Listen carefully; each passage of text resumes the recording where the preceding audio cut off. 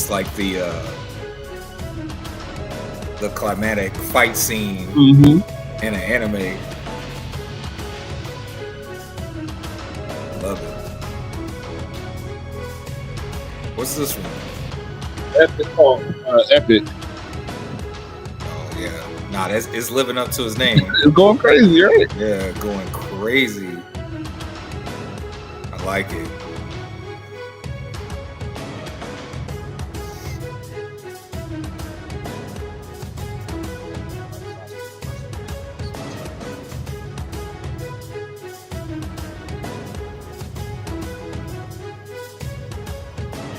Why is it not pushing me?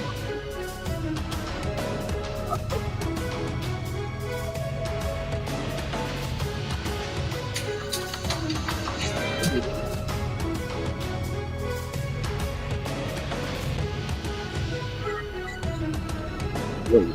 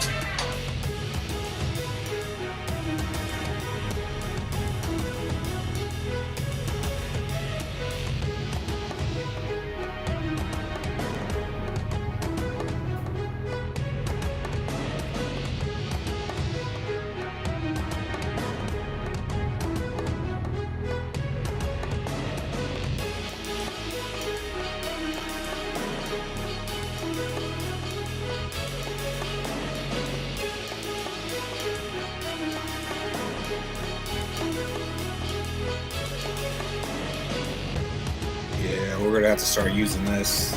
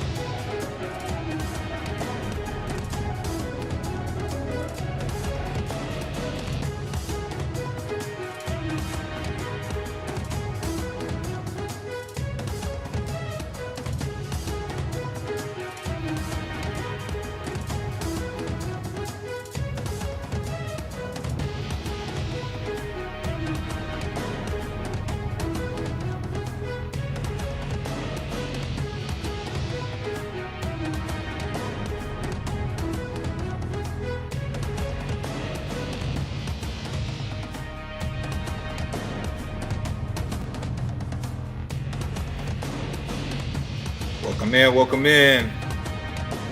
Stream start soon.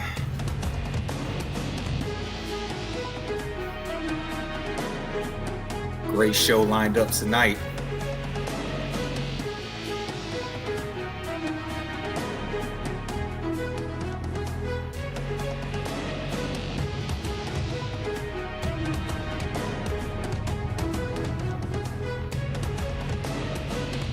Make sure y'all put those Duvals in the chat.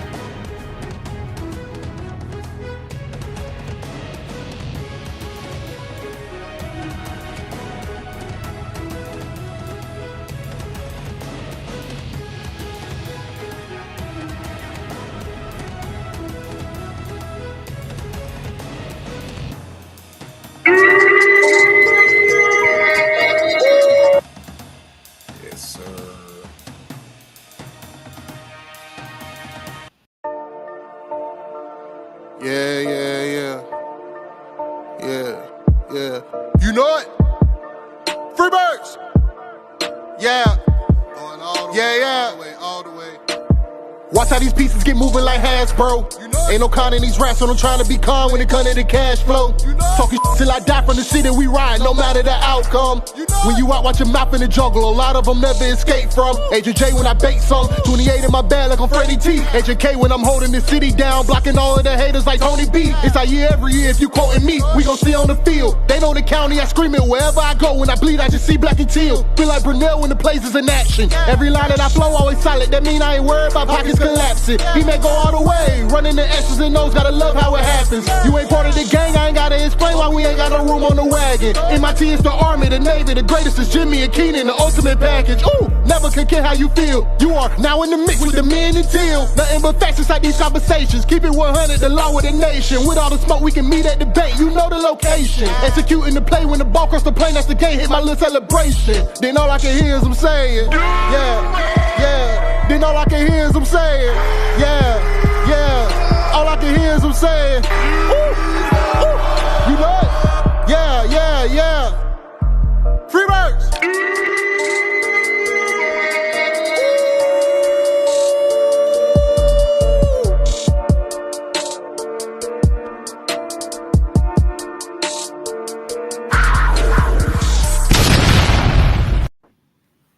Welcome to the Men and Tail podcast. I am your host, Agent J, and as always, rocking with my man, J to the I to the M-B-O. And You are now in the mix with the Men and Teal. yes, sir. Jimbo. Jay, what's good, man? How you feeling? Bro. I feel good, bro. It's Thursday. You know what I'm saying? Training camp started this week. Yes. I ain't got to go to work tomorrow, and I'm going to training camp tomorrow, specifically off of work to go to training camp tomorrow. That's what I'm talking about. So I have to work, but I'm still going to training camp. Man, what big game James say? Man, fuck that job. Nah, I can't. Unfortunately, I can't do that. But I am allowed to go to the game, to the training camp. Yeah. And, I'm super excited. I got to go to the first one. Mm-hmm. So that was real dope. Shout out to Spody and Connor. Oh yeah, shout out Spody, man. Yes, bro. Yes, man. And shout out to everybody in the chat right now. Shout out to Robert. Robert, bro, you were in here early. That's what I'm talking about. Shout out Devin. Robert, you already know.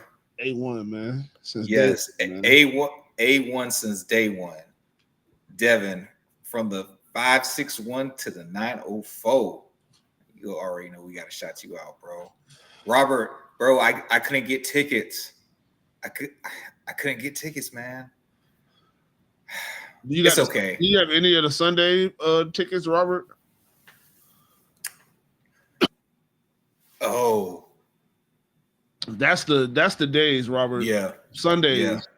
Because I didn't get any of the Sundays. I got the Fridays. I didn't get any of the Sundays. I got this Friday and next Friday for the 5:30 to 8 the 5:30 practice. Yeah. But yeah, man, shout out to Jay. No, so real quick, shout out to Jay because I couldn't find where those tickets were to save my life.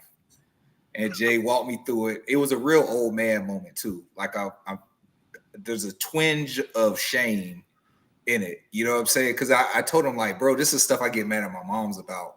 Would she be asking me like simple internet stuff? Okay, so where I go, man, you just go. How do I connect to the Wi-Fi?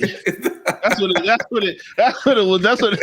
it reminded me of. Was how do I connect to the Wi-Fi? Yes, bro. It was such an old person moment. Like, oh my God. It's so ashamed. So ashamed, bro. But hey, we got through it, man. We got through it. Got the tickets locked, loaded, and ready to go. But y'all, hey, you already know what it is. We got a great show for y'all tonight. Again, thank y'all for joining us because you already know we go keep it real. We go keep it teal. And tonight we have a very, very, very, very special guest to continue our Division Rivals series. It's going to be dope, man. It's going to be dope. And hey, you already know. You are now in the mix with the Men and Teal. Yes, sir. All right, bro. It's a little bit early, about 3 minutes early, but I really don't want to wait anymore. So, y'all, please welcome in digital beat writer and owner of Houston Football, Cody Stoots. Repping. Oh, good intro.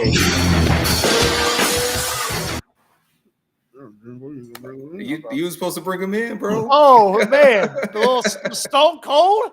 Yes, oh, hell man. yeah. We're Yeah, talking just- about football. It's time to talk about football. What? There you go. What? That's what Yeah. I'm talking about, man. Yes. Well, but listen, the Texas Rattlesnake to bring in the Texans guy. Why not? Yeah, sounds. Yeah, absolutely. That's good. Yes. I got to know before we get going. I ask every time I do like a preview about the AFC South. Have you already done the Titans and the Colts? We did the Titans last week. So you haven't done the Colts. Why do I have to go before the Colts? The champs should go last. The champs come out after all the scrubs trying to take their titles. Hey, Okay? when it's the tallest midget contest, hey man, sometimes it just happens like how it happens. That is one of my favorite things when I talk about some of my friends who are fans of other teams. I was talking to a buddy of mine who's a Jets fan. I was like, somebody's got to finish second to Buffalo. And he's like, well, someone's playing real divisions. And I was like, hey, that's not my fault. Right. that's y'all's fault. That's not my fault. Yes. Hey, man, listen. For real. You got to take it when the division is as bad as ours. Because let's be real. Our division isn't overall competitive, right? No. But when you're at like, what else do you expect? You know what I'm saying? Like you have to be the best of the worst. And again, I really appreciate you coming on. And look, let's get it started right here. Yeah. So first of all, can you tell the people what Houston Football is? Yes, Houston Football is my newsletter / website, cover the Texans, and then it's also the name of the YouTube channel that I have. And I used to do sports radio here in Houston, and then left radio behind for the digital world, where there's so much fun stuff to talk about in the football world. And yeah, it's been awesome. I love talking ball and doing sports radio. There's a lot more basketball and baseball and other stuff that wasn't just Texans football in the NFL. And so I like the pigskin the most. That's what I do. And I'm excited and thrilled to be doing that. And at this point, I think like officially today maybe this is the longest I've done one thing in my career, coming up on my third year now. I just always have been switching or swatching or whatever, but it's great, man. It's talking about football for a living I'm lucky, and It's the dream. It's yeah, the dream. exactly. I mean, that's what everybody, at some point when they're growing up wants to do. So I'm blessed. 100%. Okay, so I'll be honest with you. While I was looking for people to do this series, I came across you on YouTube, and I believe the channel was SNL Texans Talk. Is that something that you're still doing as well? Yeah, so SNL Texans Talk is the combo I do with my buddy Landry Locker. He hosts the Locker Room, which is his show on YouTube, and we both cover the Texans. We're both digital beat reporters who cover the Texans, and just so happen to be best friends that get to work on the same job, covering the same team, and it's great. I get to talk football with my best friend every day, and it's fantastic. Yeah, SNL, S and L. So that the lawyers don't, the lawyers can leave me alone. It's got an ampersand. Okay, there's no in there, but it's obviously a very clear connotation. When you say it fast enough, everybody's like, "Oh, okay." Yeah. Okay. And so I guess you kind of already answered this. So you've been covering the Texans for 3 years now?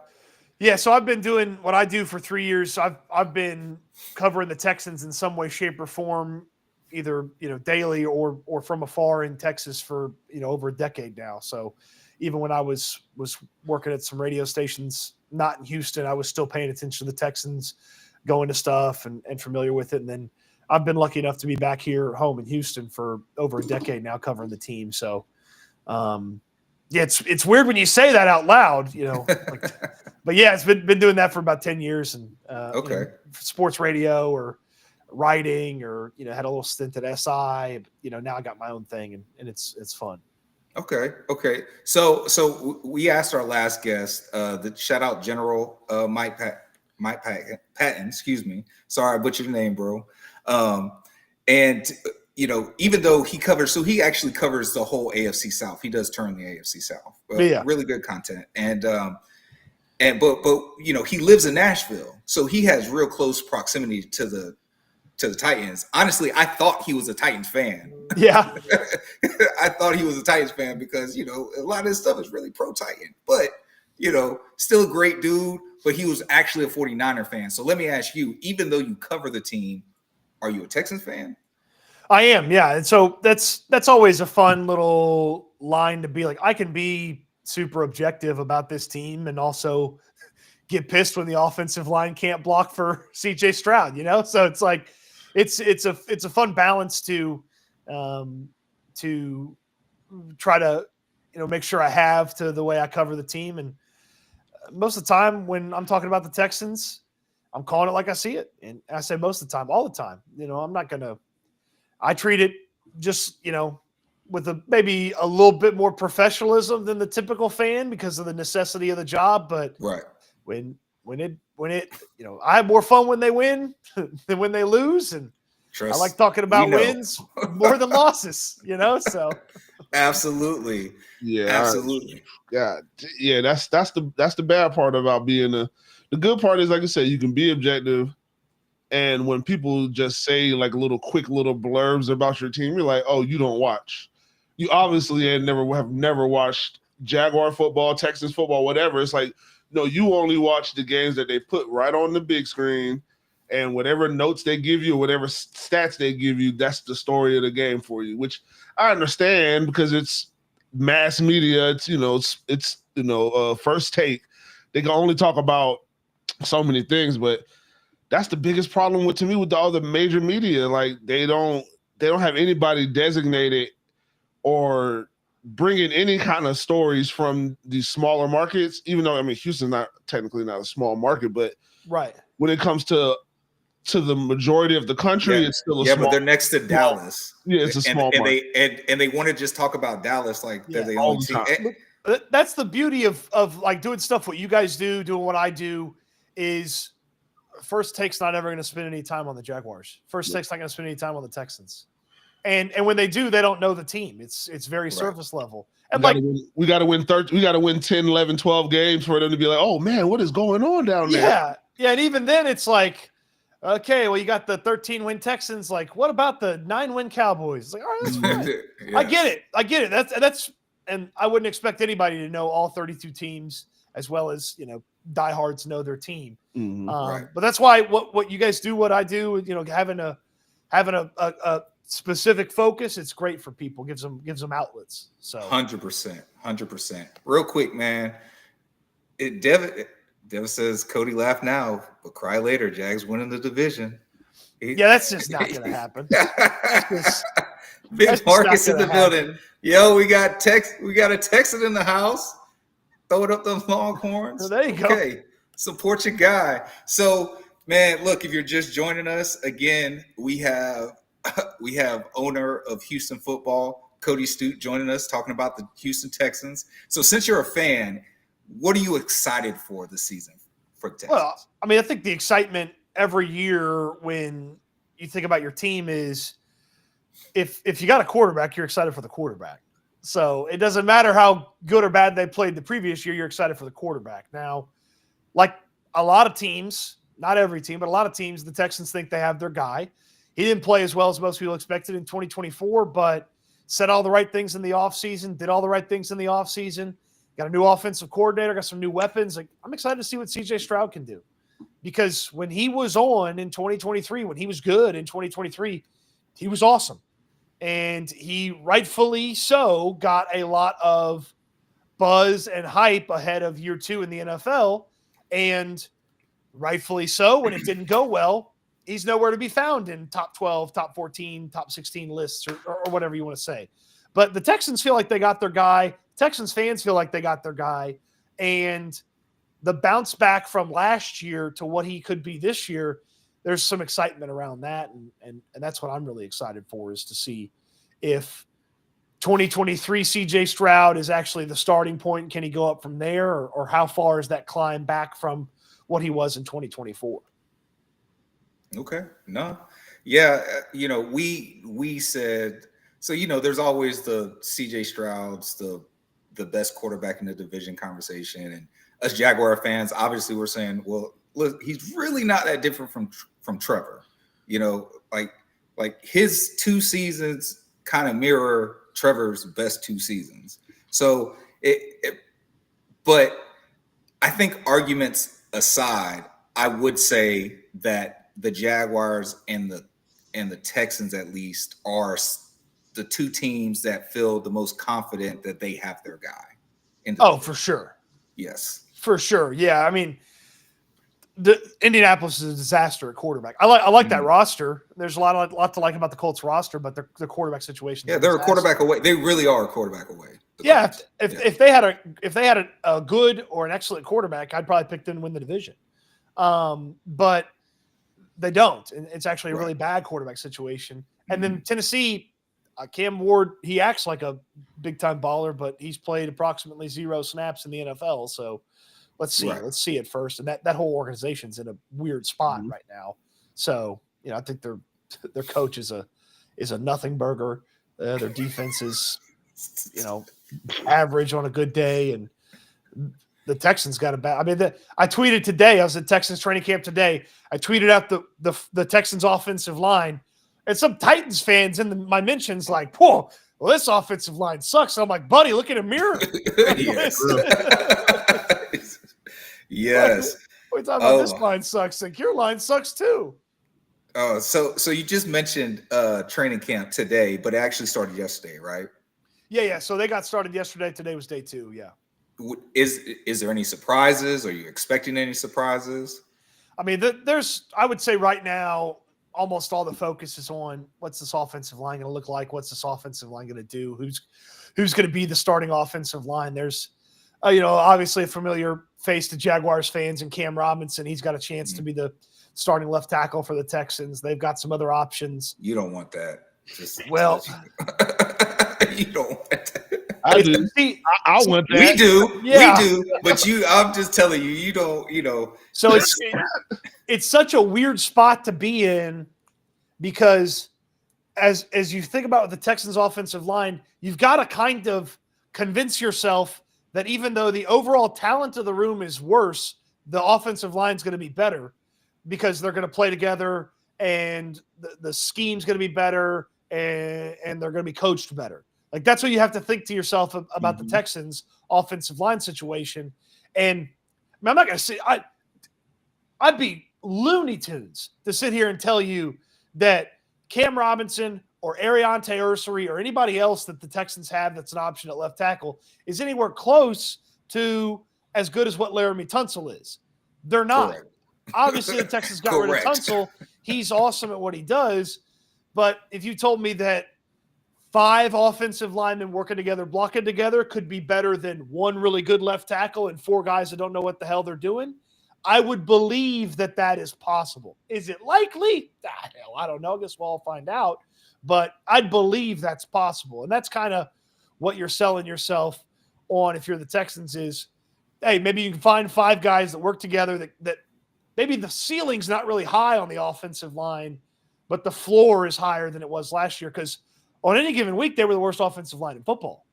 Like, what Mahomes, that's one of the favorite things Texans fans love to point out about last year is what Mahomes dealt with in the Super Bowl was basically what Stroud dealt with throughout the course of the season every week.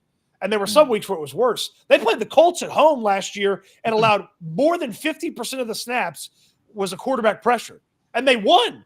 And it's like, how? Like, how do they do that? And, ask Trevor Lawrence. Yeah, look, and look, Jacksonville's definitely had some trouble finding consistency on the offensive line over the past few years too. So it's like you guys know what it's been like. Yeah, it's 100%. It's very frustrating for all these people. They're like, oh my God, these guys they're so good. They're great and so great in PFF. I was like, well, yeah, but I don't see it. Like, Yeah. I understand what you're saying, but I don't see it. When I'm watching him on his ass every week, give up something. So there's some kind of disconnect. And those guys aren't here, so there was a disconnect with the front office and what PFF was saying. Yeah, Fan Football Focus definitely disagrees a lot of times with Pro Football Focus. 100%. So let me ask you this. Why should the AFC South be worried about the Texans? Super Bowl caliber defense. I mean, they've got a defense that can just eat people alive. Best defensive end duo in all of football and best cornerback duo in all of football. And yeah, I really like Will Anderson. He's a freak. He's a freak. It's like he was good as a rookie. Obviously, he won Defensive Rookie of the Year, and then he came back last year after his rookie season. He put on. It's like, I put on 20 pounds. Yep. And it's like, okay. And he's like, I didn't get slower either. And we're like, okay. And then he had a really good season this past year. And then this year he's like, yeah, I transformed some of my body fat into muscle. And it's like, okay, well, so you're still a monster. Mm-hmm. And then they got Danielle Hunter on the other side, and they paid him a bunch of money in free agency, and they got exactly what they paid for. They got ESPN's best pass rush win rate, tied with Micah Parsons in quarterback pressure percentage, and one of the best pressure guys in all of football with Danielle Hunter. And then Danielle Hunter finishes last season. He goes, yeah, it took me a minute to kind of understand this defense. I'm going to be better next year. And then he tells us he gained 5 pounds of muscle, which he already looks like a freaking cyborg. He already looks like a Terminator from the future. And it's how did you gain 5 pounds of muscle? And he's not a young player. So it's like you're putting on 5 pounds later. He's like, oh yeah, you're something's going on. Y'all got let me talk to your chemist. like what's going on here? And then the corners. I mean, Derek Stingley's he's the second best corner in all of football behind Pat Surtain. And he has the ability and the potential to be the best corner. So, Surtain was the defensive player of the year. Stingley possesses that ability. Is he going to do that? I don't know, but he has that in his, repertoire. And then Kamari Lassiter on the other side, fantastic as a rookie last year. Best catch percentage allowed amongst cornerbacks last year that played more than, I think, 10 games. And then great with some advanced stats, interceptions, tackles well from the cornerback spots. Like those four right there, like that's a really good spot. Texans like their linebackers, the safety situation, best rookie safety last year in Kalen Bullock. They added CJ Gardner-Johnson, who was awesome last year for the Eagles. He's pissed that he's not on the Eagles anymore. He's kind of got, as my buddy that covers the Eagles, he's like, he's got a little bit of a screw loose, but like in a good way when he's on your team. Mm-hmm. And it's like, great. You got him, and then they got enough options at defensive tackle to kind of. We're Gator fans, so we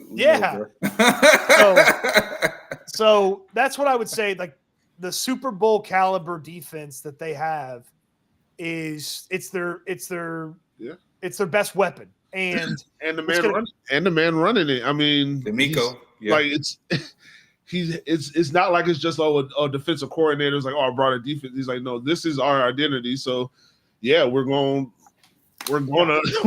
do this. So yeah, I mean, they looked crazy last year, and like you said, they added pieces. So yeah, they added pieces. Young guys are going to get better, and that's really the thing that I look at with this Texans team is they've got a Super Bowl caliber defense.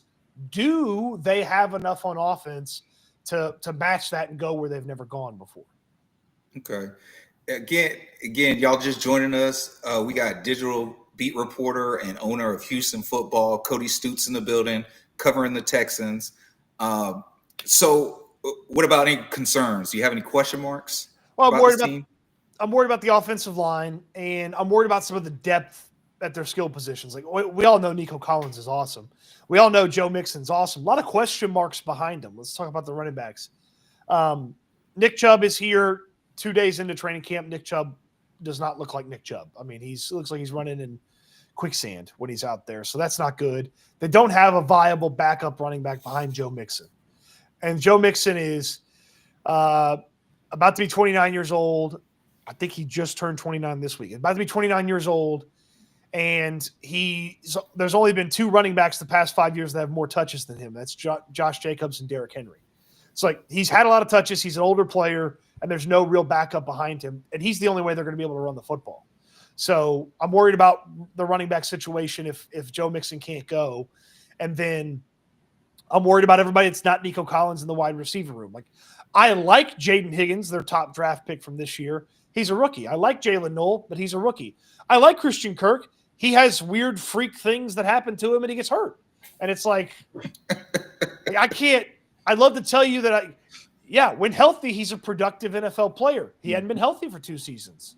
So how can I rely on that? Like, the things that you can rely on with the Texans from an offensive standpoint are very limited. You can't even, I can't sit here and tell you right now you should rely on CJ Stroud. He's got to earn that back after last season. And I love Nick Caley, the new offensive coordinator. I was pounding the table for the Texans to hire him before they gave the last guy the pink slip. And I like that. I love that they went and got him. I don't know if he's going to be any good. He talks a good game. He comes from 2 really impressive offenses in New England and obviously in LA. But I don't know if he's going to be worth a damn when he has to put on the headset and get in CJ's ear. So there's not a lot of stuff you can rely on with this offense, and that's where my big concerns come from with this Texans. That's legitimate. That's legit. Like, y'all hear, it sounds like a lot of things that we talk about, they're worried about the same stuff. Offensive line, how's this new coaching staff or whatever's going to work. So, a lot of fans think it's sunshine and rainbows over in Texans land or whatever. But yeah, y'all are going through it too. I mean, everybody's 0-0 right now. Yep. Everybody's tied. Nobody has anything on the field. So now let me ask you this. Is there a team in the AFC South that you're worried about? I mean, worried about, like, as of right now, no. Is there a team I could become worried about? Yeah, absolutely. And it's Jacksonville. I like Liam Cohen a lot. Guys that come from that McVay tree that McVay liked that much, and young offensive minds, like that's where the NFL is going. And yeah, there's been some teams that have swung and missed with that kind of approach, but I like what Cohen has done in his football coaching career, and that was despite the fact that he didn't know the catchphrase very well. That was kind of weird. Duval. That was swaggy. That was swaggy. They're gonna play it in the stadium like that too. All you gotta do is start winning. It's gonna take off. Yeah. That you could tell me that was cool, just like LSU fans told me it was cool that Chip Kelly suddenly had a Southern accent. I don't believe you. I like Liam Cohen. The potential for the Jaguars to have the best wide receiver duo in the AFC South and one of the best wide receiver duos in all of football is really high. I love Brian Thomas Jr. He's incredible. He's very close to Nico Collins in what I would throw around as the top 10 wide receivers. I thought the world of Travis Hunter, the wide receiver. I don't think as much of him as a cornerback, but the potential for them to have that duo is really high. And then that defense, it's got some pieces to it. Like there's got to be some things that kind of come together, but I know Trevon Walker's not Aiden Hutchinson. He'll never be Aiden Hutchinson, and that's always going to stick with Jaguars fans. And I'll always add that on the back end of my thank yous to the Lord Jesus Christ, that he's not a member of the Jacksonville Jaguars and that Trevon Walker is. But Walker was not some sort of unplayable human being last year. Like, he had 10.5 sacks? Like, he's 10.5. Yeah, he's got that's some second back-to-back double-digit sacks. So yeah, if Josh Allen would just go back to being Josh Allen and not have that goofy name, like, I think he'd be better. I'm not with the hyphenation. I'll fight you on the Aiden Hutchinson. I'm so happy we didn't pick Aiden Hutchinson. You're crazy. I'm so happy we didn't pick Aiden Hutchinson. We do love Trayvon. I would much rather have him on our line, on that specific line. The coaching staff, the defensive coordinator that got fired, seemingly, honestly, in my book, for no reason, the previous year, had them operating at a very high level. Even though the back end, it's hard to fix the back end in year two. almost impossible to fix a back end from a 3-win back-to-back 3 and 4 win team. So, but the front end was getting it done, and you got him out of there. And then Josh Allen kind of goes down, but Trayvon Walker stays up. I don't know. I just think I don't know. I've seen more complete from me when we played in the 3-4. They had him doing a lot for 2 years in that 3-4 defense. That I know he can do all those things. Because I saw him do those things in college. He's really doing it at the NFL level. And like I said, I don't really care about the grades. I'm watching what I'm seeing. They don't single team him. That's how Josh Allen got 17.5 sacks. They were double teaming Trayvon Walker a lot, still getting double digits. He's a game wrecker, and somebody who wasn't a natural pass rusher. I think this is the year he's going to go back up above double digits. I think he's going to have 13 to 15 sacks this year. The story is going to be in the long run because if Aiden Hutchinson really has brittle bones, like as I'm saying, it's a lot of things that's going on. Trayvon Walker hasn't missed a game. So sure. What are you getting back? Like I said, so if something else happens to Aiden Hutchinson, you've lost him for 2.5 out of your 4 years. It's tough. I need the players on the field. Yeah, no, I certainly understand the potential that, hey, you got a guy that gets hurt or is the guy injury prone. I think right now I would tell you that Hutchinson just happened to be a guy that got hurt. He's not necessarily injury prone. And I would tell you, healthy Aiden Hutchinson, there's only 2 guys I'd rather have instead of him, and that's Myles Garrett and Micah Parsons.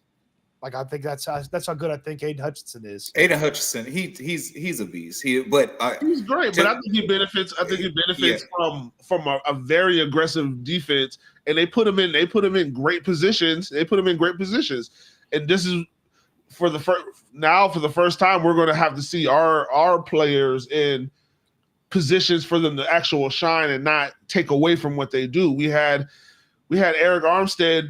They were playing rock, paper, scissors for who was going to play DN between Eric Armstead, Josh Allen, and Trayvon Walker, which means Eric Armstead is either going to be on the field or he's not. He wasn't going to go inside and play D tackle, but that was all because of our defensive coordinator thought he was a genius.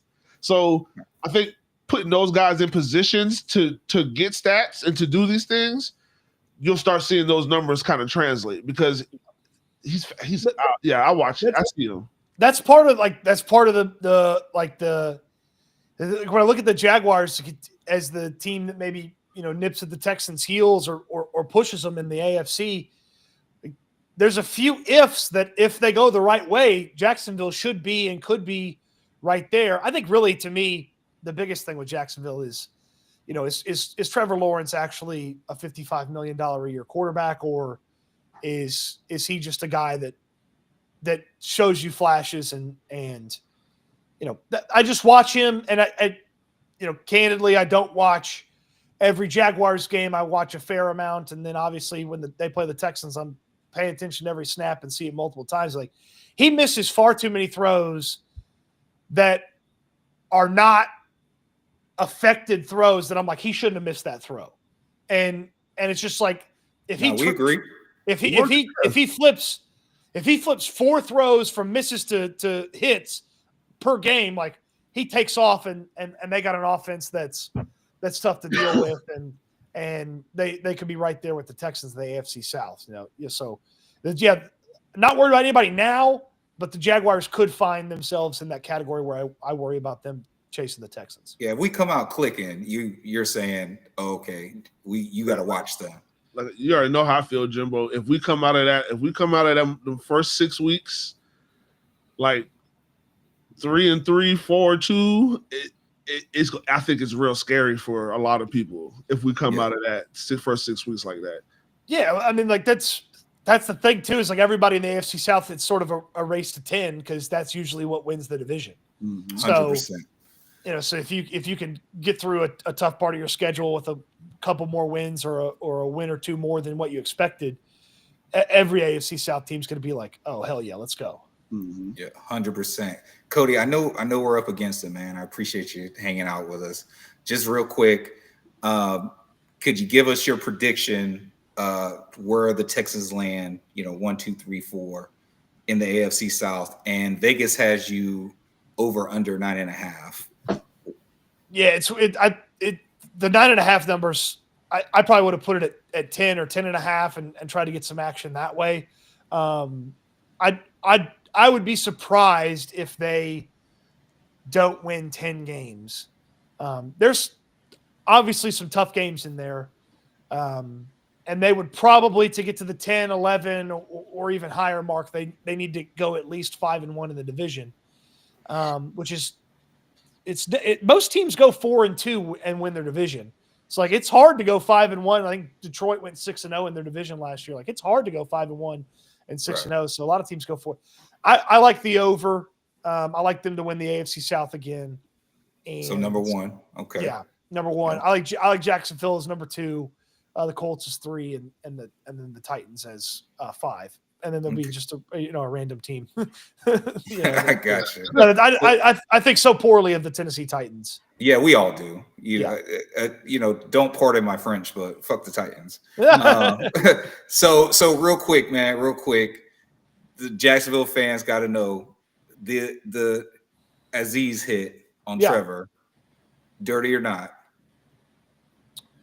See, I don't think it was dirty. I think it was a late hit, but I don't think it was dirty because I think dirty has a connotation and a motivation to it. I do not believe Aziz Al-Shire was seeking out Trevor Lawrence's head when he made contact with him. I do believe that once he realized he was about to hit the quarterback, he was trying to hit him hard. Certainly believe that. But I always tell people like that's a good answer. That is insane. like he made sure that the thing that on his body that is titanium, he made sure that thing hit the quarterback squarely in the face. Oh my God. Yeah, I mean he went. One second. Would you agree or disagree that players in the NFL are probably the highest skilled, fast twitch, reactionary? Like you would agree that they're probably some of those, like they're probably ranking some of the highest percentages. Yeah, that's some of the best athletes in the universe. Yeah. So he's saying, but he's saying he doesn't think it was malicious. He's saying, but it was intentional. Like once he was engaged, I'm saying it was intentional. I'm saying it was intentional, and the intention was malice, but was behind that. But hold on, I see guys pull up from further away every week, and I specifically made sure to watch that specific style of play in every game I watched from that point on. And I was watching guys pull up from 2 and 3 yards away. When Trevor started his slide, he was 7 yards away when he initiated his slide. Late slide. It was late slide. I don't buy that. He was late 7 yards away. Here's what I would say. 7 yards, that's 21 feet. Impasse. He wasn't driving a car and trying to like brake, and it was a small child in the road. Because it's like, damn, that was an accident. I'm so sorry, Susie. I just don't. He fucking decleated. He made sure it wasn't. I've seen guys dive over the top. Jay, hold on. Go ahead. I think it's a bad idea for quarterbacks to slide into linebackers who've already started their tackle. I think that's a bad idea. He's not. Hey, okay, agree to disagree. Here's what I will say. He absolutely should have been ejected for that hit. He absolutely should have been suspended for a game. He ended up getting more than I thought was agreeable. He should have been suspended a game for the hit, and he should have been suspended another game for how he acted after the hit, because he tried to fight Brandon Sheriff on the field, and he didn't leave the field in a timely manner. So that was a bad job by Aziz. He's apologized for it. And I would say this: if Trevor Lawrence, wants to stay safe, he better not be rolling out of the pocket early on in the season. What was that, week 3? He better be careful. He might want to throw it away next time. Nah, he gonna dot him up like he usually does. Now, what do you think about Doug Peterson not defending his quarterback after the game? Doug knew he was getting fired. He didn't give a damn. Which is crazy, because with that attitude and whatever's going on, how do you have any? How is there any success going on when the quarterback head coach relationship is obviously Not there. There's none. It's Well, none. I mean, I think he knew that the eggs were scrambled there, and there wasn't a chance that Trevor was playing for the rest of the year either. So, I thought, look, Trevor had the shoulder thing. He probably shouldn't have been playing anyway. If that shoulder thing was as bad as it turned out to be, It was okay. It was fine. No, he had to go get surgery on it. That was my favorite thing was Azeez Al-Shire ended Trevor Lawrence's season. It's like, no, actually he had shoulder surgery and Azeez had nothing to do with that. Now I'm pretty sure it exacerbated your shoulder injury when you're unconscious. You have no control of your body because somebody put a titanium frame into your face. Well, yeah, I don't know. When you're laying on the turf and you're twitching, yeah, it might hurt your shoulder a little bit. That's what I'm saying. And hey, man, like I said, man, I pray for CJ. Yeah. Hey, last year you could have taken a cheap shot at CJ, and the offensive lineman would have looked around like they didn't know what was going on. Yeah, you take a cheap shot at CJ this year, they're fighting. They actually got some offensive linemen that give a shit this year, and I love it. I want to see a scrap week. I like shivering and shaking on the pavement too, man, just like the next man. So hey, everybody remembers watching the big hits on the early days. Oh yeah, loved it. Yeah, no, we missed that. But nobody Cody, wants it to be their quarterback, though. Definitely don't touch my quarterback like that. Yeah. But Cody, man, thank you so much for coming on. I appreciate it. Thank you for kind of hanging out a little over what we said. I think that I love the fact that you can go back and forth with us, man. That's what real fans do, right? But Cody, before you get out of here, man, what do you want to shout out? What do you want to plug? Tell the people. On Twitter at Cody_Stoots, where you can find me. I put all the Houston football stuff on there, and then just hit the name on the search engine on YouTube and check out the channel. And hopefully we see some Jaguar fans in the comments ahead of week 3. That'll be a fun one. And I gotta go represent, man. Yeah, it's fun to get those AFC South matchups in against the teams that are worth a hoot. Not the Titans. But it's fun to get those in early in the season. Remember, fuck the Titans, bro. It felt like it took forever to play the AFC South teams that weren't the Colts last year. So it's good to get those going early in the season, and appreciate you guys having me on. Thank y'all. Yes, sir, man. Thank you. Hey, everybody, digital beat reporter and owner. You are now in the mix with the man and Teal. And owner of Houston football, covers the Houston Texans. Cody Stoots, everybody. Let's clap him. Clap it up. Clap it up. Yes, sir. All right. Thanks, have a good guys. night, brother. Appreciate y'all. Yes, sir. Appreciate you. That was good. I liked it. Oh yeah, bro. CJ gonna be shivering this year, bro. Somebody, oh my god, was Cam Robinson out there? Oh my god. Oh yeah. If you think motherfuckers ain't turn around to help you, Cam got his hands in his pockets. I didn't even know they made tards with pockets, bro. Yeah, bro. It's a crash dummy mission on CJ. That's crazy. That was good. Man. Bro, comments was going crazy. Let's see. Big Marcus in the building, fellas. Hold up, wait. Are we now conversing with our AFC South foes? I like it. It's a different perspective on things. Yeah, bro. We just trying to kick it. We trying to gauge, see how they feeling about this season. And really, secretly, when we get to that question, are you worried about anybody? We really want them to say the Jags. And so far, we're 2 for 2. So yes. and we haven't given up no sauce yet from what we've been seeing. Yes, man. Oh, what else?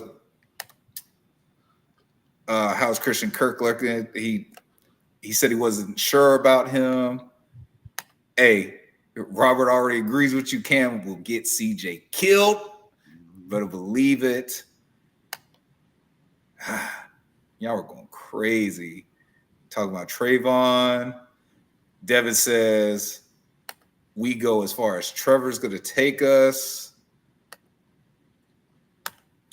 Robert back in here, a metal elbow to the chin and coming back on the field. Yeah, come on, bro. Duval TV in the building. Cam Robinson about to get CJ head tore off this season, but believe it. I said he's no good. No good. Don't you know no good? Damn, bro. Justin, you heard about Justin Fields? Yeah, I heard about Justin Fields. Yeah. It's tough. Crazy. Marcus says, hey, fuck the Texans too. We're not gonna do that with Gaston. We're being polite professionals, dog. But bro, training camp, kind of talked about a little earlier. Mm-hmm. Yeah, man. Snapping. I'm gonna say this. Okay, so I only went to the first one so far. Jay and I both are going to the camp tomorrow. Yep. So I missed camp today, kept up with the reports. This is what it sounds like to me. From what I saw yesterday and reports that I'm hearing, Trevor looks good. There's still a slight ball catching issue. Diami with a couple drops, BTJ with a couple drops. Travis Hunter hasn't put the ball on the ground yet. He's caught everything that's been thrown to him. It was reported out on Wednesday that Trevor threw a deep ball to Diami and it was underthrown. And Spody, if Spody ever gets in the chat, Spody will confirm this. That ball was in front of Diami. I say Dewey made a good play by cutting off his route. Spody says that was pass interference on Dewey because he armbarred. He got in between and he armbarred. But I was like, look, I couldn't tell if Dewey was looking back. But if Dewey's looking back, he can do that. He could put his arm out like that. You know what I'm saying? So I personally thought it was good defense by Dewey, but 100% the ball was not underthrown. Trevor put that ball out there. But even though they had some drops, they still been making incredible catches. There has definitely been incredible catches. So, but yeah, Parker, that was on Wednesday. He caught and slid. But Joshua Cephas is going crazy. Joshua Cephas is going crazy at camp, bro. Caught 2 big passes yesterday. Caught a huge touchdown pass. I think it was all from Nick Mullins, though. But he looks good, bro. So, hey, that was a play. That was a play I was telling you that, he could have got tackled. Josh Cephas, boom. So that's the first one, and then he's got another one too. Oh, no, I'm sorry. That's the second one.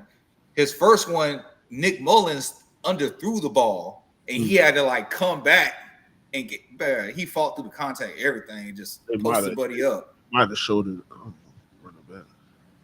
You said what? I said they might have showed it. I'm going to run it back anyway, just the whole thing. Yeah. Ain't no sign about it.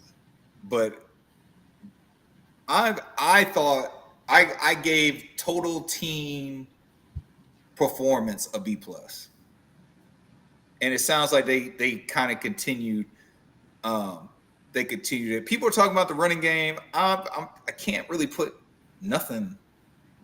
I can't put nothing on this run game, bro. I can't. They're not banging for real. They ain't got pads on. So it's if somebody slips through and it looks like a big run, that may not happen if he's got pads on. Yeah. And his offensive lineman's got pads on, and the defensive lineman's got pads on, and the linebackers have pads. You know what I'm saying? Yeah. So me personally, I'm not taking too much stock. Bruh. You know that, bro, the coaching staff been listening, bro. 100%. They've been listening to me, bro. They've been listening, but they've been listening to me in more specifically. So they haven't been listening to the men until They've been listening to Agent J. No. They've been listening, but when I've been saying some stuff, I think they've been listening and taking it like in the heart. Okay, like what? So in the last, because I know you like the videos and stuff, right? Like you like to see the guys working, right? Correct. In the last, I would say this video, the Bahamas video, Episcopal video, a couple of videos now, right? What have you been seeing, Travis? What have you been seeing Travis Etienne doing? Where Travis Etienne has been out there and been the only running back, the quote unquote running back, that's out there at these passing sessions. Yeah. Catching the ball. We've been saying that on the show. I don't know what you're talking about. I'm just saying. Why do you get the solo credit for this? I'm just saying. No, how is it you specifically? I'm waiting for you to get to that point. Because I think Travis Etienne is going to be a slot receiver this year.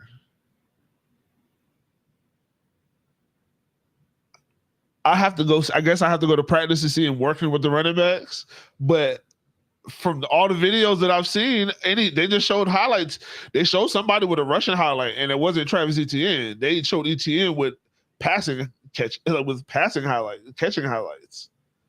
So I mean, I don't know, but I think he could be best used. Shit, if the way he catches the ball, and that could be your Christian Kirk replacement.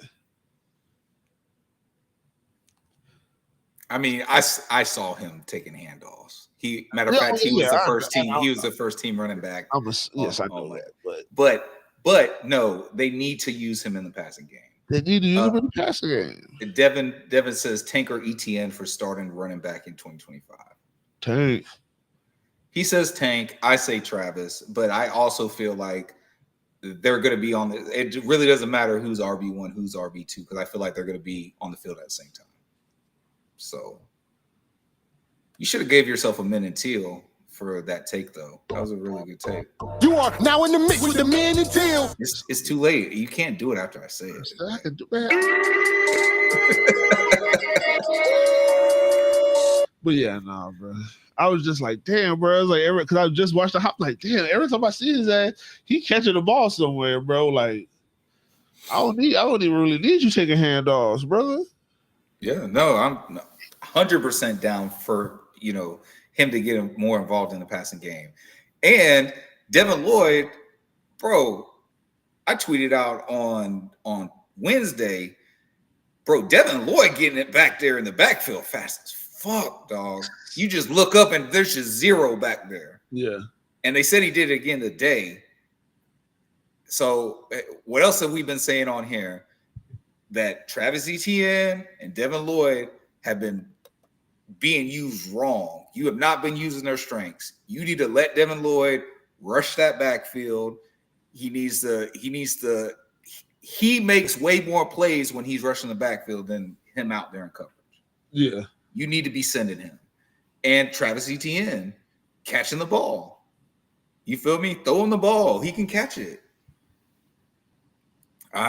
So yes, I do agree with you. I think that they listened to the Men and Teal, but I'll take credit for the Devin Lloyd. You can take credit for the Etienne, even though you don't fuck with Etienne. Like you ain't, you want him gone, but that's okay. That's okay, though. Hey, bro. Prove me wrong, man. It wasn't the first time I've been wrong about something, bro. So prove me wrong, bro. Hey. Bruh, I just realized we're both in the jerseys today. Yeah, bro. Go leave. Yeah, bro. Oh man. Yes. I need to be I like mine. I like my Jaguars. Synergy. But I really want a Men and Teal. I need to get one made. Yes, sir.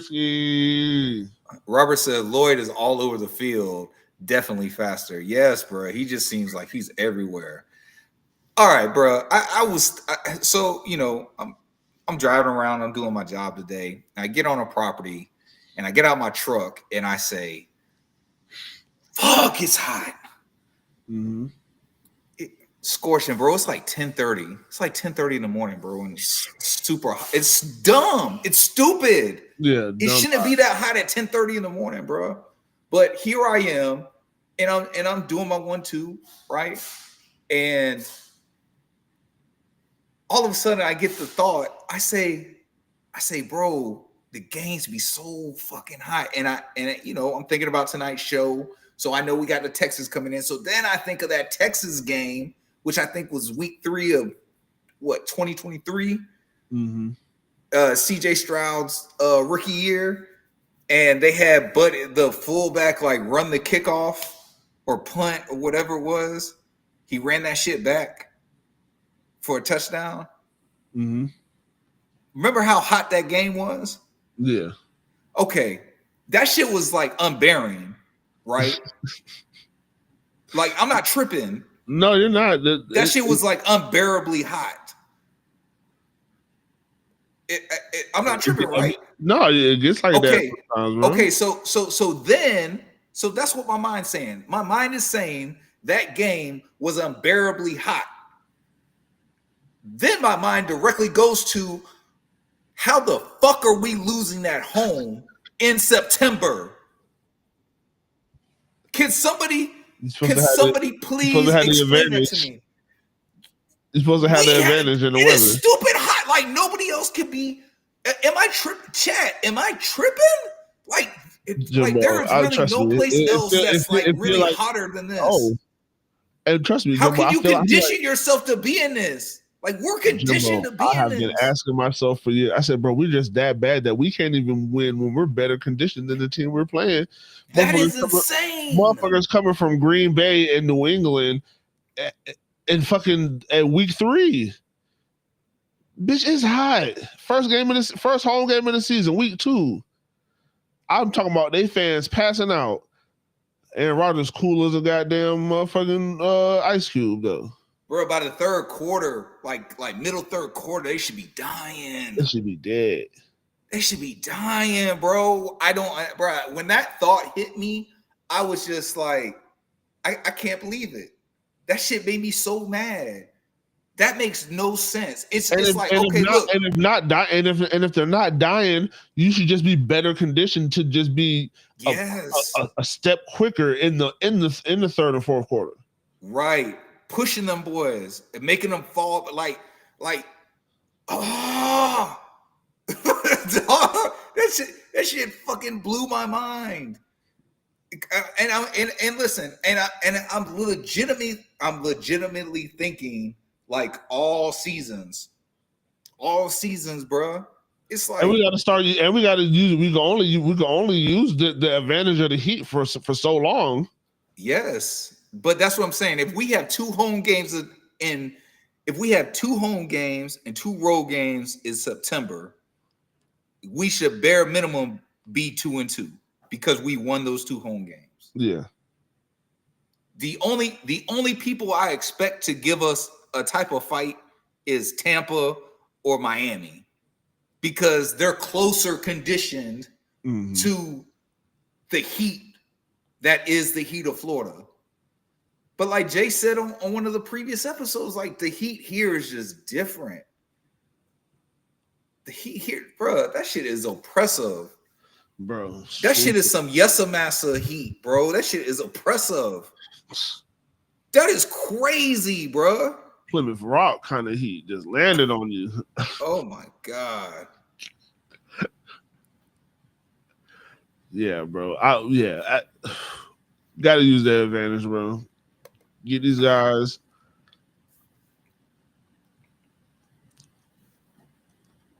These guys what? No, I was reading Devin's comment when I was saying that, and then I stopped. Said worse man, but mine is still a little bit different. It be getting, but it get hot, but it don't be that. It be crazy, but it don't be that crazy. Yeah, but still, they don't got all them damn lakes. There's not that many teams that come from warm, hot weather states like Florida. So even teams coming from other places going down to Miami, like, that heat is going to get to them on that 1:00 game. Oh yeah. I just don't understand. Like, bro, matter of fact, bro, if you look at the Hard Rock, I want to say they got like a sunspot on their field. Mm-hmm. You know what I'm saying? Like, bro, they use all different types of shit to their advantage. But look, the best time to take advantage of the heat is like a 3:00 game. Because they got to do that's college. We ain't gonna see a 3:00 game unless it's like preseason or like playoffs. Shit, me.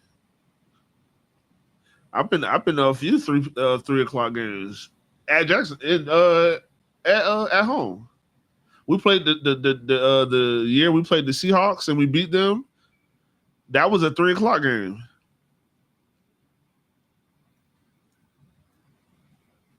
I don't agree. I'm pretty sure it was a 4:25 game. Or 4:25. I don't know what I can't remember, bro. Well, it wasn't 1:00. Yes. So but see, when it's later in the afternoon, though, as the game goes on, it gets cooler. It gets cooler. I want those 1:00 games. Yeah, they got to warm up. I forgot we don't play. I thought we played at 3. No, that's college, bro. Yeah. So, don't but yeah, worry, 4:25 was straight. I'm not gonna clip that, man. I'm not gonna clip that. It's all right, brother. I have control over the accounts too, brother. Yo, bruh, I don't know if you saw it. So did you see Leanna? She like reposted a Instagram story she had, and it's her like she's like in a towel and she's crying, and people took it. Now, mind you, there's a caption on there that tells you what's going on in the video, like what the video actually means. But people were taking that video and they were like, "Oh, Travis finna lose $50 million," and oh man, you know, not before bro's season, and like, bro, they were just spreading so much misinformation and even hate, like, oh, once a hoe, always a hoe. She just wouldn't like, yo, bro, this shit was crazy. Listen, people, everybody tuning in, man. I appreciate y'all. Everybody that's watching the back play of this. I appreciate you for clicking that link. But yo, the internet is not a real place. A wise man told me that a long time ago. A wise man told me that. You are now in the mix with the men and Tim. MIT is the Army, the Navy, the greatest is Jimmy and Keenan, the ultimate package. Ooh. The internet is not a real place, bro. But damn, like the sure hate on not only like his marriage, but his wife is just wild. And then people have to come back and show the whole thing. And look, she's just saying, look, I don't recognize the, you know, however old me that was. You know what I'm saying? Like I've accepted Jesus in my life, and ever since I've accepted Jesus, like bro, it was inspirational and grateful. She's continued to be blessed. Correct. Very, very fucking blessed, brother. Like people like to latch on and just be negative about things, bro. Like I said, there's plenty of times I've been pessimistic. I've been agent pessimistic. Fact. But god damn, bro, that shit is just weird, bro. Crazy. And look, and that's insane. But speaking of insane, these lists that keep coming out now, currently the NFL is doing their top 100. Malik Neighbors made like number 64 or 67, something like that. BTJ hasn't been shown, but I saw a leak, so I don't know if this is true. But he's 44 on this list. So shout out to them if he's there. Shout out to them. Also shout out to Josh Hines Allen. He made the list again, though he was lower on the list at 63. I think he lost like 28 spots. for the fans that are saying that that's too low, he should be higher, like in the 40s or something like that. No, he shouldn't. I don't believe so. He took a massive step back last year. We can blame it on the defense. The defense was bad. We totally agree with you. And look, I'm speaking for me on this next part. Everything else I said, we totally agree with you. The defense was horrible. Mm-hmm. But Trayvon Walker still held his standard that he set the prior year. Matter of fact, Trayvon Walker was a half a sack better than he was the previous year. So he still played in a worse overall defense. At a high level in a worse overall defense. So I personally cannot afford the grace to Joshua Hines-Allen, who took a significant step back from his 17.5 sack year to I think he only had 8.5 this year. Mm-hmm. So, or this past season. So I can't give him the grace because his counterpart on the other end, he still played at a high level, even though the defense was bad, and he was taking on mostly double teams. He did not get the one-on-one looks the way Josh Hines-Allen did. So that's me personally. I don't know how you feel. I mean, do you think he's too low or on the list? You think he should be higher?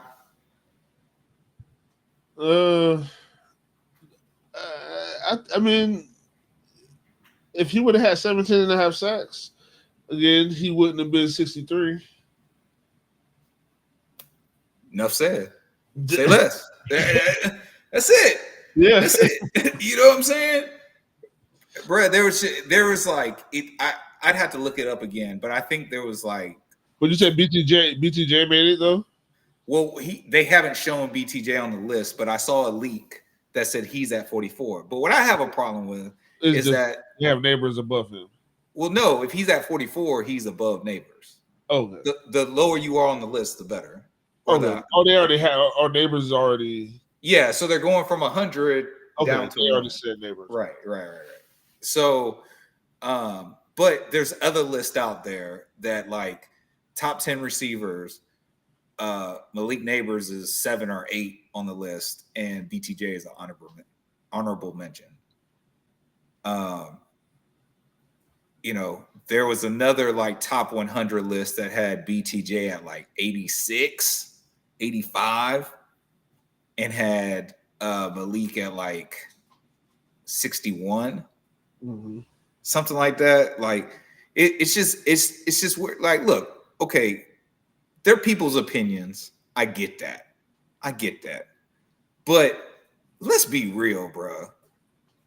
Like, let's be real. You just look at all you have to do is you can either watch the games or you can just look at the numbers, right? You're praising this man because he got force-fed 1,000 targets and still didn't get as many receiving yards as BTJ. He got close. He got close in that last game because I think he got like 180, almost 200 yards receiving in the last game of the season. Yeah. And he scored like 3 touchdowns. Fortunately. Yeah, and he scored 3 touchdowns that game because they only had 4 touchdowns up until week 17. Yeah. Or week 18. You know what I'm saying? He only had 4 touchdowns and he scored 3 of them, and then he scored 3 more on week 18 against the Colts. You know what I'm saying? Yeah. So it's like, come on, bro. Like, what are we really doing? Like Brian Thomas Jr. didn't get targeted for real until what, week 10? No, week 12. 12. Until week 12, he get 2 targets, 4 targets, 3 targets, 5 targets. You know what I'm saying? Like, bro, he's not being targeted like that. They just started targeting him because he was like the last receiver, which, again, newsflash, coaching staff was just horrendous. You got gold sitting right here, and you running out Gabe Davis. You run out the 10-man. You know, well, like, what are we doing? Look, Robert said, and with less reps. What are we doing? So let's just keep it real. Like, I don't think Malik Neighbors is a bad receiver. He's just not better than BTJ. At least by the performances that the two put up last year with the teams that they played with. And look, he had instability in quarterback play too. But again, the biggest point is that he didn't actually receive targets until week 12 of the season, when the season's in the toilet. Like, what are we doing, man? I don't know, dog. Yeah, bro. I don't know. That's my rant. I just thank you for allowing me to rant. Thank you for allowing me to get that off my chest, man. Hey, bro, this is what we have. This is what we have the Minute Till podcast for, bro. I mean, you know what I'm saying? This is our platform to get our shit off, brother. It's our safe space. Yes, this is our safe space. We're sharing it with a lot of people right now, but we appreciate y'all for tuning in, man. Like, yes, man. Yes, and y'all already know, man. Do us that favor, hit that like, hit that share, hit that follow, man. Go over to the YouTube, subscribe to it. Get this out to other Jaguar fans, because y'all already know we keep it real, we keep it teal. Jay, you got anything? MIT is the Army, the Navy, the greatest is Jimmy and Keenan, the ultimate package. Ooh. Yes, sir. And with that said, that is your host, Agent J, and you're rocking with your boy J to the I to the M-B-O. Shout out to Cody Stoots. Thank you for stopping by, man. Digital beat reporter and owner of Houston Football, came through talking Texas football with us. Hey, man, maybe we could get him on again. Maybe week 3, go talk that shit. Mm-hmm. But, man, thank you so much for joining us. Thank y'all so much for joining us, man. And we are out of here.